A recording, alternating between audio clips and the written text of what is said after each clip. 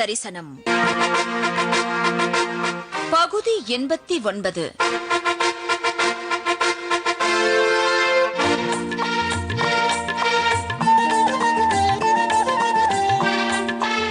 அடியார்களை போற்றிய ஆழ்வார்கள்.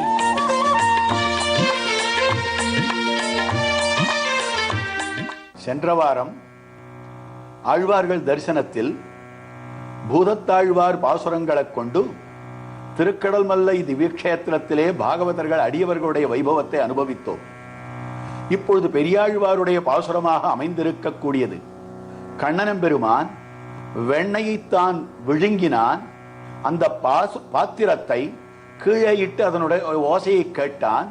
இதனை ஒரு பெண் பிள்ளையானவள் யசோதை பிராட்டினிடத்திலே வந்து கண்ணனை பற்றி கோள் சொல்லுகிறாள், அவனை பற்றி குற்றம் சொல்லுகிறாள், வருத்தப்படுகிறாள். இப்படி 10 பாசுரங்கள் அமைந்திருக்கின்றன.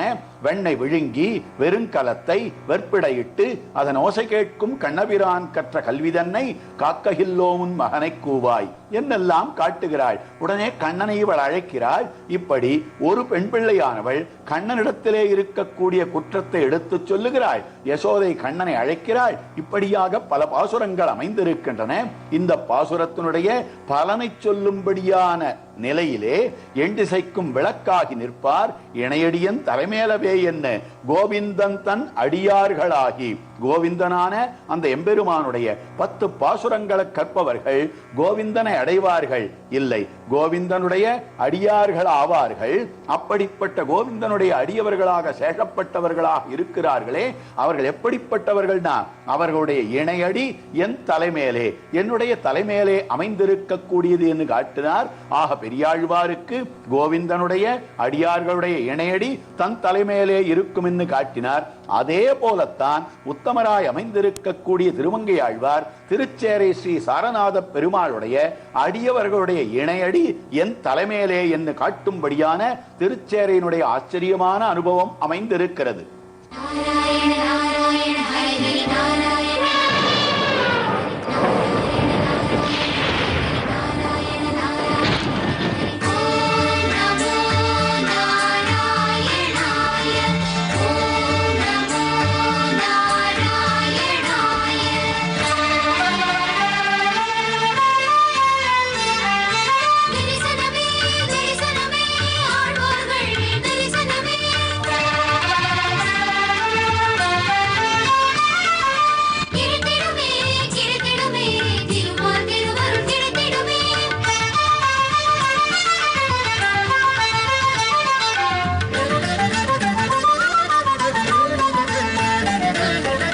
தரிசனம் காண வாருங்கள் ஆழ்வார்கள், தரிசனம் காண வாருங்கள்.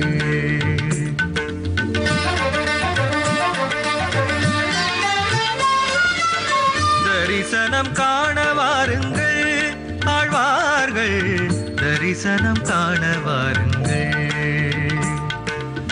பன்னிசை முழங்கியே பரமனை அடைந்திட்ட பாங்கினை காண வாருங்கள். பக்தி பன்னிசை முழங்கியே பரமனை அடைந்திட்ட பாங்கினை காண வாருங்கள். ஆழ்வார்கள் அடியினை நாடி வாருங்கள். நம்மாழ்வார் அடியினை நாடி வாருங்கள்.